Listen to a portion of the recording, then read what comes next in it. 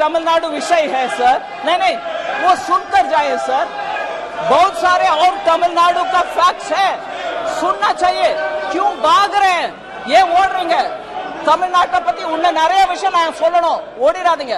ஒருவேளை போனா கூட போய் டிவில பாருங்க, தமிழ்நாடு விஷயம் இன்னும் நிறைய சொல்றதுக்கு இருக்கு, நான் சொல்றேன், அதை டிவில போய் பாருங்க sir.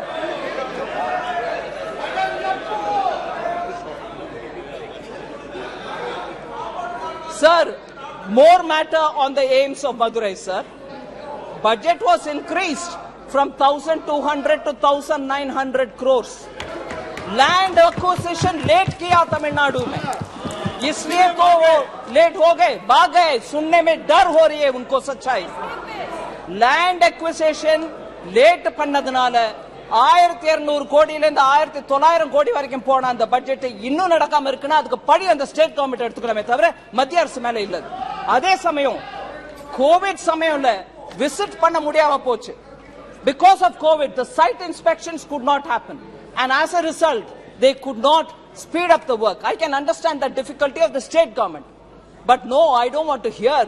Unfortunately, there's more to say, more facts to say on Tamil Nadu, and I'm sure honorable members will see it on the television. But I will say it nevertheless. Sir, I want to highlight that IMF working paper, sir, which was issued in April 2022. Subsequently, I'm quoting, the doubling of entitlements in 2020, doubling meaning Prime Minister Modi, where ration was only 5 kg per person, gave another 5 kg and gave totally free for 80 crore people. So referring to that, subsequently the doubling of entitlements in 2020 helped maintain extreme poverty at the low of 0.8% level. Without any food subsidies, extreme poverty in the pandemic year would have increased by 1.05%, and lower middle income poverty would have increased by 8%. This is IMF recognizing Prime Minister Modi's Garib Kalyan Anna Yojana and saying that stopped people from going into poverty. Sir, lots of steps have been taken for containing inflation. I want to highlight some of them specifically because people are requiring of that kind of a steps because we want to contain inflation. So I want to recognize the group of ministers which has been taking timely steps to contain the high prices which are hitting common citizens. So, tour import in the current year is higher than that of the Kharif season, that of the corresponding year last year. Shipments from Mozambique are on the way. In the case of urad dal, sir, current Kharif sowing is 14% lesser than before, and for this 3 lakh metric tons of urad is expected to be imported from Myanmar, and therefore that will also cool the prices down. Sufficient stocks of domestic moong is available, and therefore aggressive disposal measures are also being taken. In respect of masoor, sir, domestic and global availability positions are comfortable. The procurement of imported masoor stock has also been initiated, and that will also add to the buffer. There is also a conversion of chana into chana dal so that for retail disposal under the Bharat Dal initiative, which has been launched on 17th July 2023. Another 3 lakh metric tons of onions for the buffer has also been in procurement completed. I also want to add, sir, procuring of tomatoes from tomato growing regions of Maharashtra and Andhra Pradesh and also Karnataka, and distribution of these through cooperative societies like NCCF, NAFED are all happening. Bihar, West Bengal, Uttar Pradesh, Delhi and Rajasthan, this has already started from 14th July, and this will continue. Also in Delhi, mobile vans are distributing as outlets of NCCF and NAFED, and also the Kendriya Bandar. As on date, sir, NCCF has distributed 88 lakhs, 8,84,612 kgs of tomatoes in Rajasthan, Delhi, NCR and Uttar Pradesh, and this will continue in the coming days, and this will be increased also. Also, through the ONDC, the Open Network for Digital Commerce, Delhi NCR region citizens can procure tomatoes.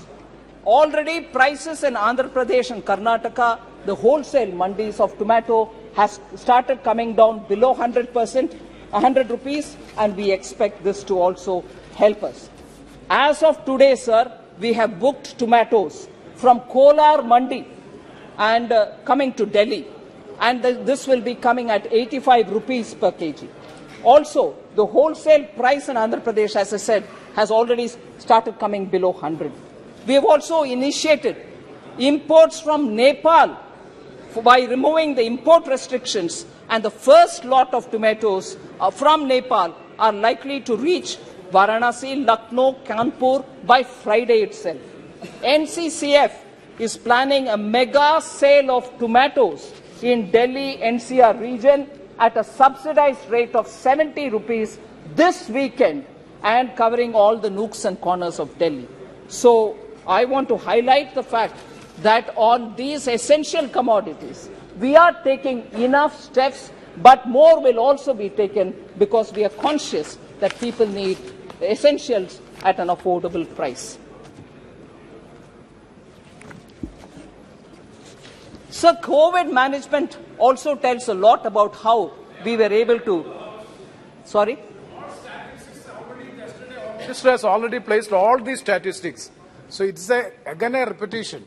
So you don't want data? So just to highlight what measures have been taken to make sure the recovery happens well. Manufacturing, we brought in PLI schemes and ease of doing business reforms. Taxation, we brought in faceless income tax, repealed retrospective taxation, we brought in transparency. ECGLS has benefited 14 lakh MSMEs. One Nation, One Ration card has benefited the common man, particularly the migrant workers. Credit for street vendors is now available under PM Swanidhi without any kind of collateral. Diversified opportunities in coal has resulted in several minerals being now freely available.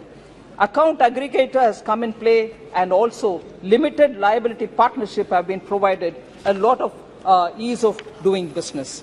So I will move over to talking about, sir, inflation. Of course, if I give data, it's not comfortable for many of them to hear, but it is a matter of fact, sir, that opposition-ruled states have not reduced the price of fuel, as a result of which inflation in those states are still continuing to be high. Rajasthan is one of them. Bihar, Kerala, Telangana are all still keeping their fuel price high.